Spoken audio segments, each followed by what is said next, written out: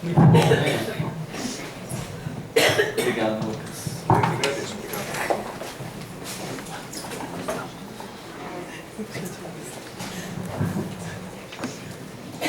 Boa noite a todos.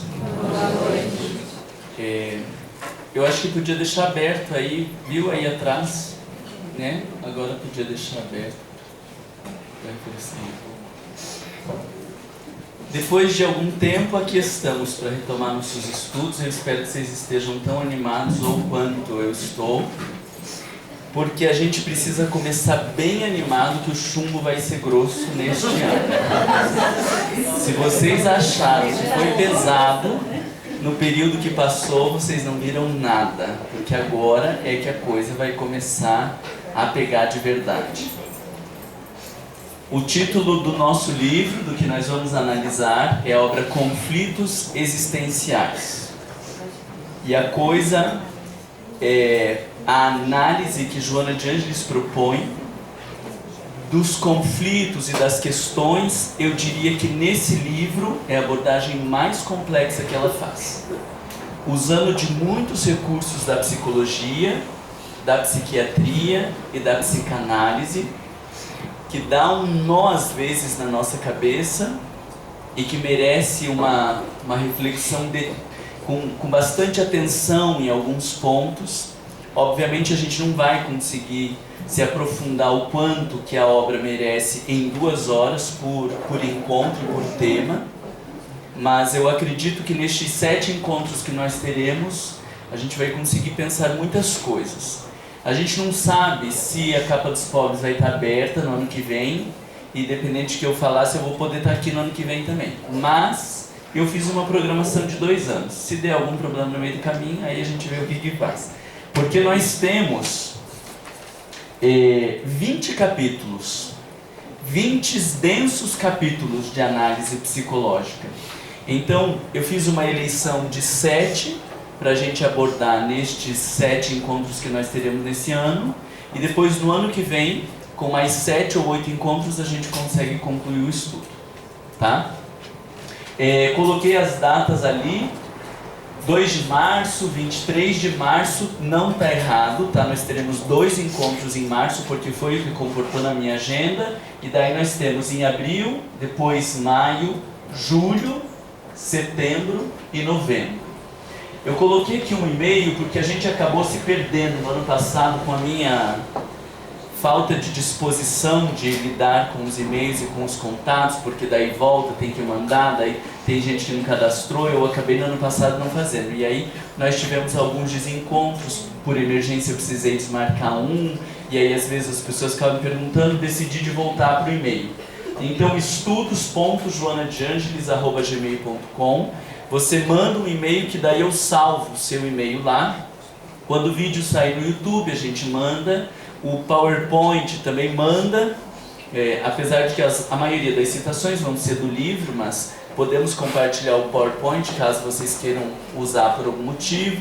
E se acontecer alguma tragédia que precisar cancelar a data, também estando aqui a gente consegue conversar via e-mail, né? Não adianta você ficar mandando perguntas nesse e-mail, tá? Porque eu não vou responder. Tenha caridade para comigo e pense que nós estamos nessa montoeira de gente, com mais uma montoeira de gente que assiste o vídeo, e daí se disser, Marlon, aquela citação que você falou, não, daí não dá, tá? Só faz pergunta aqui na hora, por isso vocês leem o capítulo antes, porque se tiver questões faz aqui na hora. E se você tiver uma questão muito importante, você silencia teu coração, pede para a Joana de Ângelis que ela vai te inspirar, porque não tem atenção. Tá? Ok?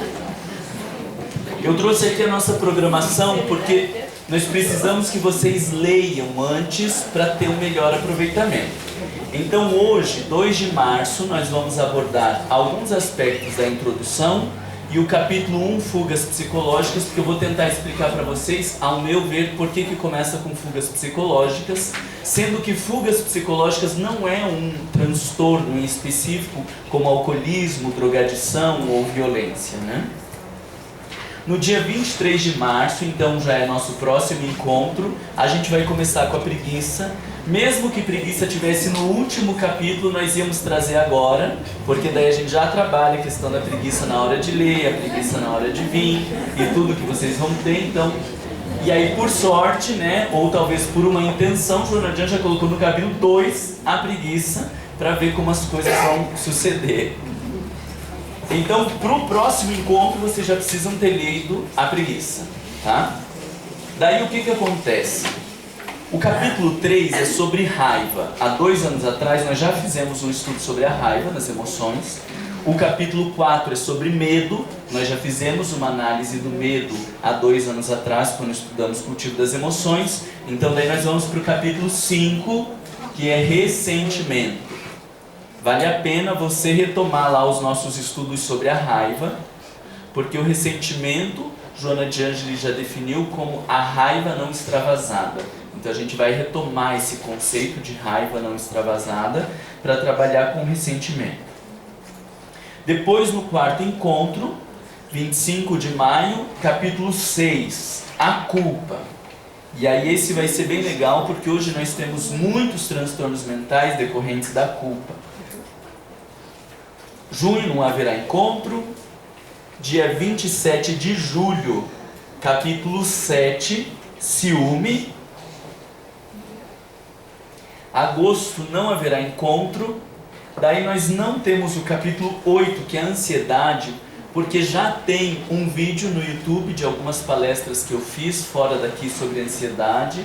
Está enxuta a análise sobre ansiedade, mas muito bom. Vocês sabem que eu sou modesto, eu sou uma pessoa humilde, e eu digo do alto da minha humildade que ficou muito boa a apresentação sobre ansiedade. E daí já está lá na internet, então não há porquê da gente fazer um outro encontro para analisar a ansiedade. E nesse capítulo eu uso referência do Conflitos Existenciais, e se eu não me engano do Homem Integral, então já está lá disponível, nós não vamos analisar aqui a ansiedade. Aí no dia 28, crueldade. Esse vocês não precisam vir, porque nós somos todos espíritas, nós somos pessoas muito boas, não há nada de crueldade no nosso comportamento, mas nós vamos fazer para aqueles homens cruéis do mundo lá fora, aquela coisa assim. Você pode assistir depois. Outubro não haverá encontro, e aí nós terminamos com a morte. Daí a gente pula lá para o capítulo 20 para terminar com a morte. E depois, no outro ano, se nos for possível, a gente daí vai trabalhar violência, drogadição, tabagismo, alcoolismo, estresse, fobias nós já trabalhamos, né? Coragem e amor, daí a gente conclui a análise da obra. Eu achei que seria melhor arriscar de fazer em 2 anos e a gente não conseguir atender por algum motivo do que querer enxugar demais e aí não ficam claros os temas. Esses temas todos, eles são muito presentes na nossa vida, em maior ou em menor dimensão, não há quem fuja deles, né? Então eu achei que valeria a pena, ok? Retomando a nossa proposta, estudar e estudar-se. Nós não fizemos estes encontros com o intuito de termos instrumentos para avaliar as pessoas no mundo lá fora. O nosso objetivo é estudar as obras de Joana de Ângeles, para que a gente se estude, e não para que estude o marido, não para que estude os filhos, nem para que estude a esposa ou os amigos. O objetivo é estudar-se, é olhar para si. E nesse sentido, eu fiz uma sugestão de leitura como um movimento que facilita a nossa apropriação do texto e a conexão interior. É só uma sugestão, mas deixo aqui para quem não tem o hábito do estudar-se. Primeiro, antes de iniciar a leitura, faça essa pergunta: o que eu sei sobre o tema? Ali era para ter uma interrogação.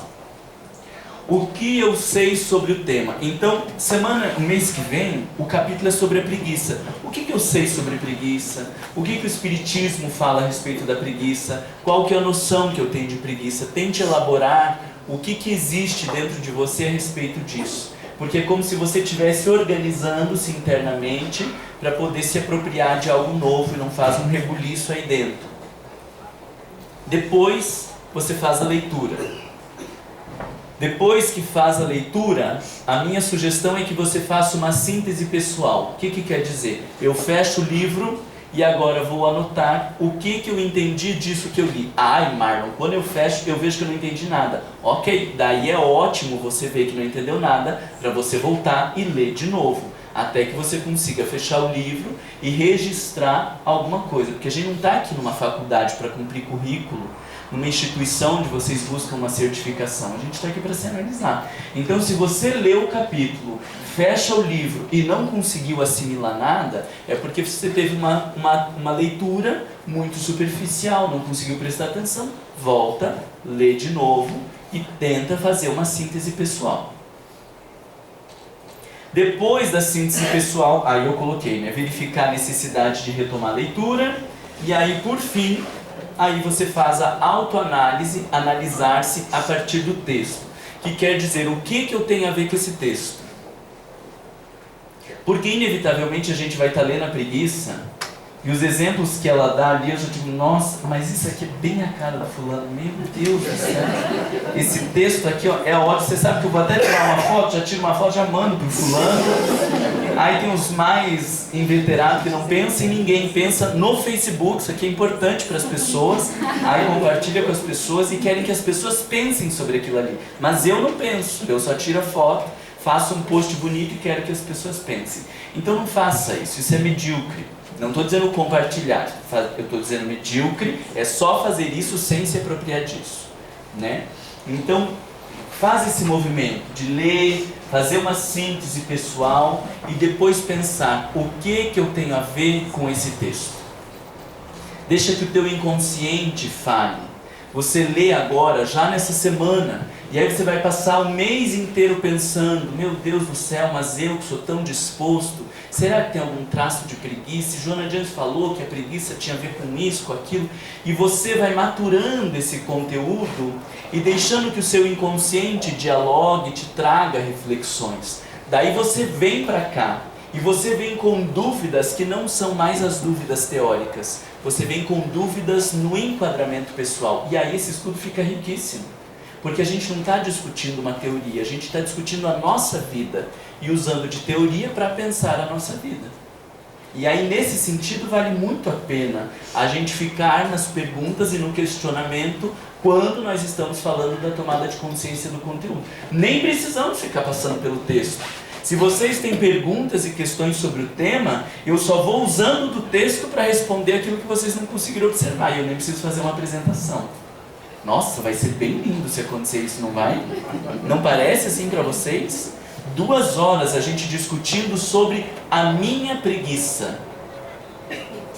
Tudo bem, vamos combinar assim, na hora de fazer perguntas, vocês podem dizer, Mário, eu tenho um amigo que tem um comportamento assim para não precisar ficar se expondo, né? Pode ser assim, combinado? Parece impossível para vocês esse percurso de leitura ou não? Não vai excluir, mas isso aqui é para diminuir vocês me criticarem, porque eu sou uma pessoa egocêntrica, vaidosa. Então, assim, isso aqui responsabiliza vocês. Porque se você disser, nossa, o Mário não falou nada com nada naquele encontro, você vai pensar, puxa, mas eu não estudei, eu não fiz as perguntas, eu não colaborei na medida que podia colaborar, então o problema é meu. E aí você não critica o Mário. Tá bom? Dúvidas sobre o nosso funcionamento até aqui? Levanta a mão de volta, quem que veio pela primeira vez, só para eu dar uma olhada. Vocês não sabiam onde vocês estavam entrando. Vocês não sabiam onde estavam entrando. Hã?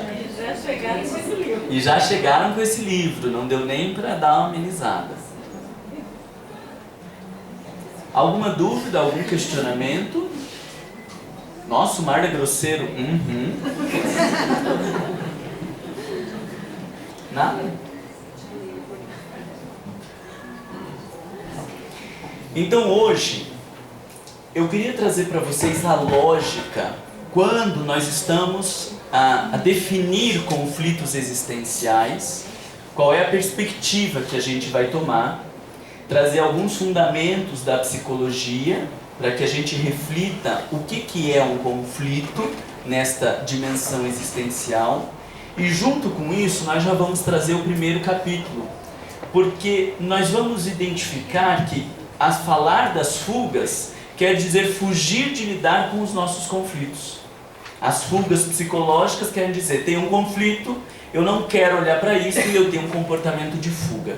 Então eu acho que enquadra muito bem no nosso primeiro encontro, nós pensarmos as fugas psicológicas e trazermos um pouco da dimensão psíquica. Se vocês, eu sou grosseiro, já falei que eu sou e tudo mais, mas não tenha medo de fazer perguntas, tá? Mesmo que seja levantar a mão para dizer, Marlon, não sei nem o que te perguntar de tão confuso que está a minha cabeça, levanta e fala, porque não adianta eu ficar aqui falando, e vocês saírem mais confusos do que chegaram. Não existe pergunta boba, não existe um eu não sabia e os outros sabiam, não existe não entendi, daí vou pesquisar sozinho. Nós estamos aqui todos para compartilhar. É muito possível que uma coisa que você não entendeu, outras pessoas também não entenderam. E aí sai todo mundo do mesmo jeito. E se for assim uma pergunta da mais simples, aí a gente ainda poderia perguntar, gente, e aí, quem poderia responder isso? E aí a gente aproveita, eu estou dizendo, desde a pergunta mais ingênua, ainda a gente poderia aproveitar disso para um aprendizado no coletivo. Então, não existe pergunta a não ser feita, tá? A única pergunta que não cabe é, eu tenho um filho? Não vamos falar sobre o seu filho. O meu marido? Não vamos falar sobre o seu marido, por vários motivos. Um deles é, você está descrevendo o seu olhar a respeito do seu marido, e não a vida interior do seu marido. E segundo, que o tempo que você devia de estar pensando sobre o seu marido, o tempo que devia de estar pensando sobre você gastou pensando no seu marido. Então, em especial por esses dois motivos, eu não vou responder perguntas referentes a outras pessoas. Nós temos as perguntas no sentido da teoria e temos as perguntas no sentido do eu aplicando a teoria na minha vida. O estudar e o estudar-se. Todas as perguntas são bem-vindas. Eu não tenho pressa de passar conteúdo. Nós podemos ficar num slide só, como houve encontros no ano passado, onde nós ficamos no primeiro ou segundo slide, porque fomos discutindo, aprofundando e debatendo, e eu acho isso super rico. Combinado assim? Vai fazendo assim com a cabeça ou assim, só para você ver. Dúvidas? Questões? Sobre o nosso funcionamento? Quem já mandou e-mail aqui para aquele cord ali? O resto não mandou? Estudos? Mandou, né? Quem não mandou, mande para eu salvar seu contato, tá?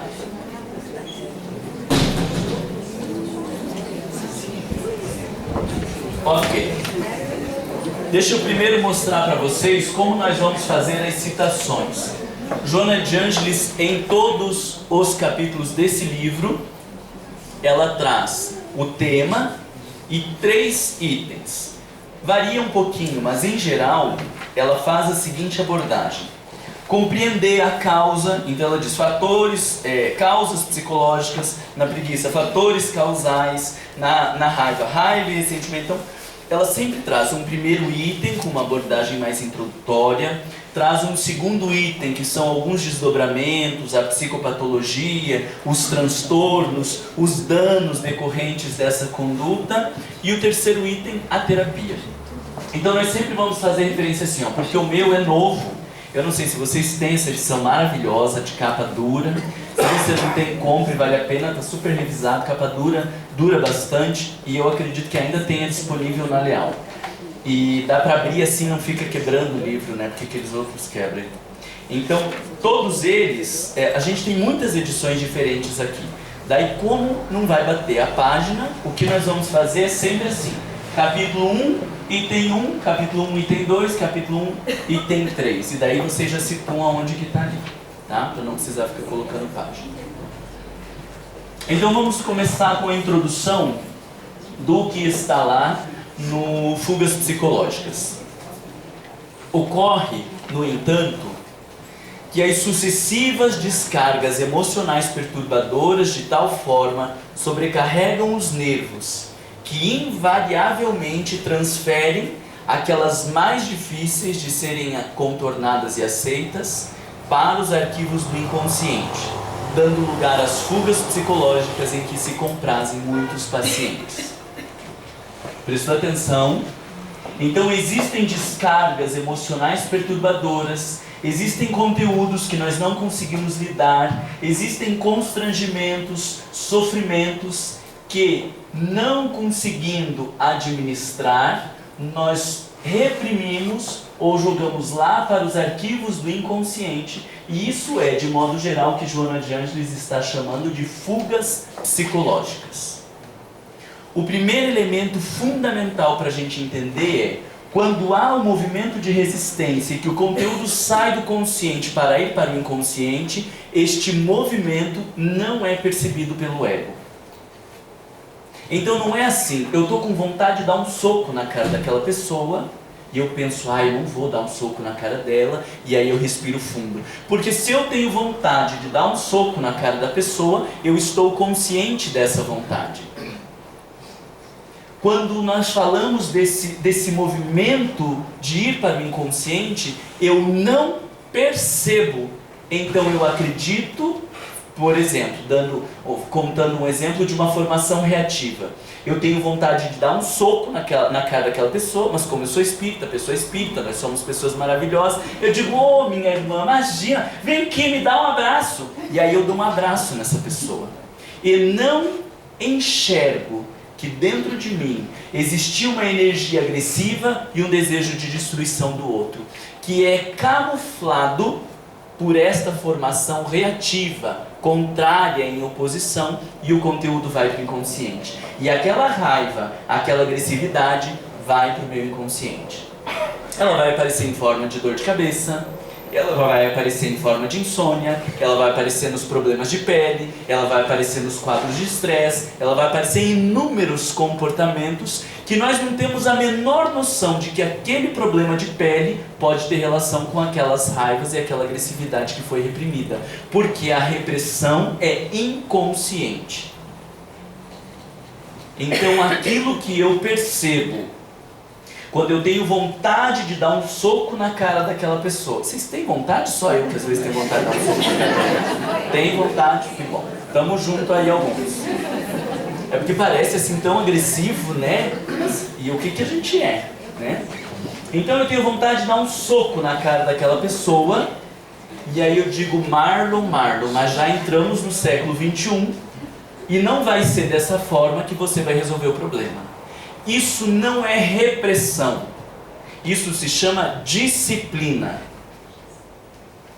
Segundo Allan Kardec no Livro dos Espíritos, ou usando o conceito de Allan Kardec no Livro dos Espíritos, isso seria o domar as más tendências. Me vem um impulso agressivo e eu preciso domar, como um cavalo selvagem que não vai sair correndo, porque quando o cavalo está domado, embora ele tenha uma força incrível, e que não se compararia com a força do cavaleiro, pelo simples fato de eu puxar a rédea, o cavalo fica quieto. Isso é um animal domado. E um animal indomado é aquele que quer sair correndo e não há o que você faça, ele vai sair correndo. Allan Kardec diz que reconhece-se o verdadeiro espírita pela sua transformação moral e pelo esforço que faz em domar suas más tendências. Veja que, por definição, para ser espírita tem que ter más tendências. Porque se você não tiver más tendências... Por que vocês estão rindo? Se não tiver más tendências, não há o que domar. E se você não tiver o que domar, não teve esforço de domar, você não é um verdadeiro espírito. Ok?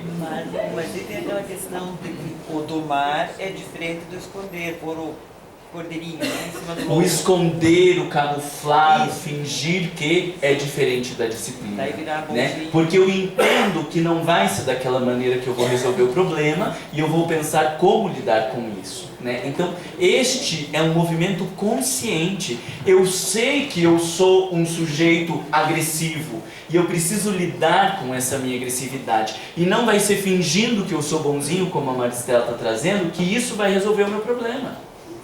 O que nós temos visto na psicoterapia é que as pessoas começam a fingir ser uma outra coisa, achando que estão se transformando bem bonitinhas, e depois elas são obrigadas, passados os anos, muitos anos, elas são obrigadas a voltar lá naquela pessoa que ficou abandonada para se trabalhar a partir daquele conteúdo que estava reprimido ou rejeitado. E eu tenho ouvido pessoas que entraram na doutrina espírita e depois que entraram na doutrina espírita começaram a assumir um outro comportamento. Como se fosse possível fazer essa mudança que a gente diz da água para o vinho. E não é possível, só Jesus que faz esse tipo de transformação da água para o vinho. A gente não consegue fazer isso. Então, quando eu me obrigo a uma outra conduta que não condiz com a minha história evolutiva, eu não estou realizando um processo de transformação moral. Eu estou escondendo aquilo que existe dentro de mim. E como algo escondido e abandonado, eu sigo o meu caminho, mas depois eu vou ter que voltar para resgatar este conteúdo abandonado. E aí eu dizia que tenho visto espíritas que depois que assumiram a religião espírita enquanto um discurso moralista e impositivo, abandonam quem são para assumir um discurso e uma aparência externa. A coisa vai desandando ao longo de algum tempo e depois são obrigados a voltar. E eu lembro de uma pessoa que me doeu o coração pensando que eu sou espírita e que professa essa doutrina, quando uma pessoa disse: a minha sensação é que então não valeu nada esses 10 anos que eu estou no centro espírita. Por quê? Porque ela passou 10 anos fugindo de quem ela era. Problema da doutrina espírita? Obviamente que não. Problema do movimento espírita. Problema dos nossos discursos totalitários, impositivos e castradores. Então, quando eu digo da agressividade, eu falo: nossa, mas o Mário não é espírita? Sim. E o que caracteriza o verdadeiro espírita é o esforço que faz por domar suas más tendências. Nós podemos ter uma pessoa completamente enlouquecida, cometendo um monte de equívocos, metendo a boca no trânsito, xingando, batendo, se prostituindo, e ela ser muito mais espírita do que nós, porque está num esforço veemente para lidar com seus conflitos. E às vezes nós ficamos num banho-maria, não faz nada, não acontece nada, não realiza nada, só fica criticando os outros e não tem esforço nenhum. O convite do olhar psicológico é para sair desta análise das aparências e adentrar o mundo interior com coragem, com segurança e com clareza. E aí, por isso, eu me detenho tanto nos textos de Joana de Ângeles, porque você vê ali um discurso que não é um discurso impositivo. A gente não vai dizer: não pode fazer isso, verdadeiro espírita, não faz isso. Não fala. Ela nos ajuda a compreender o que está acontecendo dentro de mim. E daí eu vou pensar o que fazer com o que está acontecendo dentro de mim. E pela dificuldade de suportar alguns conteúdos e algumas descargas, eu reprimo. Eu jogo para o inconsciente, finjo que estou melhor, finjo para mim mesmo que estou melhor, mas em verdade não fiz transformação moral. O que eu fiz foi construção de personas, de máscaras e de aparência. E aí eu fico imaginando que dor que deve ser desencarnar e descobrir que o tempo que a gente deveria investir na nossa transformação moral, nós investimos na construção de aparências para ficar bonito e ser aplaudido pelas pessoas ali fora. Pensa bem que no fundo isso é um ato puramente egóico.